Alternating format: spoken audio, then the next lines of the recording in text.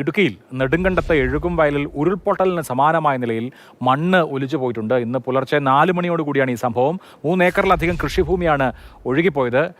കഴുകുംവയൽ കുട്ടൻകവല റോഡിന് സമീപമാണ് ഈ സംഭവം നടന്നിട്ടുള്ളത്. നിതിനാണ് വിവരങ്ങളുമായിട്ടുള്ളത്. നിതിൻ, ഉരുൾപൊട്ടലല്ല അല്ലേ?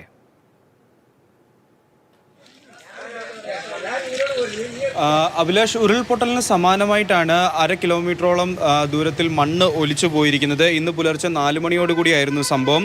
3 ഏക്കറിലധികം കൃഷിഭൂമിയിലെ മണ്ണാണ് ഇത്തരത്തിൽ ഒലിച്ചു പോയിരിക്കുന്നത്. എഴുകുംവയൽ കുട്ടൻ കവല റോഡിന് സമീപമാണ് ഇത്തരമൊരു സംഭവം നടന്നിരിക്കുന്നത്. കുറ്റ്യാനിയിൽ സണ്ണി, അതുപോലെ തന്നെ ചെമ്മരപ്പള്ളി അനീഷ് എന്നിവരുടെ കൃഷിഭൂമികളായിരുന്നു.